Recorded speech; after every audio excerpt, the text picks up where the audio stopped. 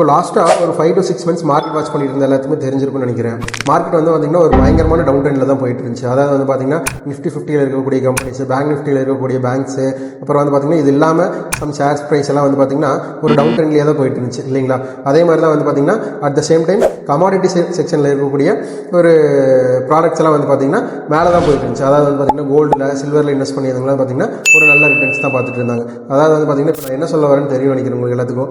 அதாவது உங்களோட இன்வெஸ்ட்மெண்ட் இருக்கு இல்லைங்களா, அதை வந்து பார்த்தீங்கன்னா டைவர்சிஃபை பண்ணி பண்ணணும். அதாவது பார்த்தீங்கன்னா எப்பவுமே ஒரே செக்மெண்ட்ஸ்லேயே கொண்டு ஹியூஜ் இன்வெஸ்ட்மெண்ட்ஸ் பண்ணாமல் ஸ்ப்ளிட் பண்ணி பண்ணணும். அதாவது வந்து பார்த்தீங்கன்னா பாண்ட்ஸில் கொஞ்சம், அப்புறம் வந்து பார்த்தீங்கன்னா ஷேர்ஸில் கொஞ்சம், இந்த மாதிரி கமாடிட்டியில் இருக்கக்கூடிய ப்ராடக்ட்ஸில் கொஞ்சம் போட்டிருந்தீங்கன்னா ஒரு செக்மெண்ட் கீழே போனாலும் வந்து பார்த்தீங்கன்னா இன்னொரு செக்மெண்ட் அப் ட்ரெண்டில் போயிட்டு இருக்கும். ஓகேங்களா.